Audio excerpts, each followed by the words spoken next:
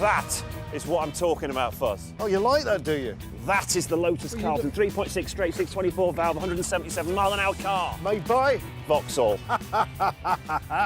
There's more inside.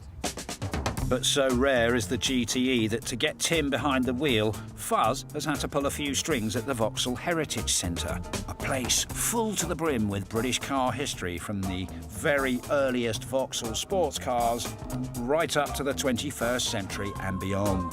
For Fuzz, it's like a dream world. Okay, so we've got all the Victors. FE Victor, FD Victor, FC 101, Yep. FB Victor, Yep. and the original F-Series. And what's that one? That is a PC Cresta. That's right, what's that one? PA Velox. And what's this one? Wyvern. That's right. Look at that SRV concept, 1970. Vauxhall's vision of the future. People thought that's how we're going to travel around. Now look at that, the dashboard presents itself when you open the door. Oh, yes. Bedford CA van. This is where all the cool delivery kids used to sit. Right, I'll have 2 meat and potatoes, 4 cheese and onions, some steak slices. Have you got any cake? No, you won't. You'll have an Astra GTE. Time for Tim to take a ride. Well, OK, well, if we're going out in it, I'll go in the passenger side. No. Come on. What are you doing? No, Fuzz, I'm telling you. No. In and get the hood down. You're driving.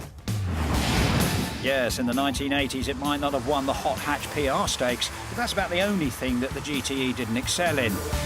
It's even starting to warm on VW nut Tim. This car epitomises 80s hot hatches. They were king of the road. And this one does pull. It drives remarkably well. This is your era, isn't it? It is my era. I was obsessed with cars like these. But I was of the GTI camp, so this was the arch enemy.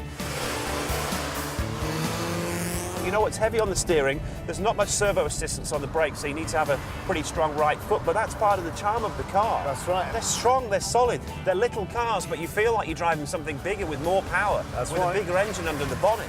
It's like listening to Queen music. You know all their greatest hits, but you don't admit to liking it. Let's give it a little bit. There's something I can detect in your voice. Right.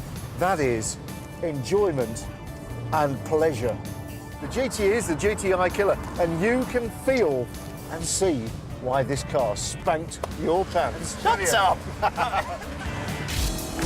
The Astra GTE may have been late to the hot hatch party, but a punchy 1.8 fuel-injected engine, close ratio gearbox and agile handling meant when it finally arrived in 1983, it did so with a bang, soon becoming a firm favourite with boy racers.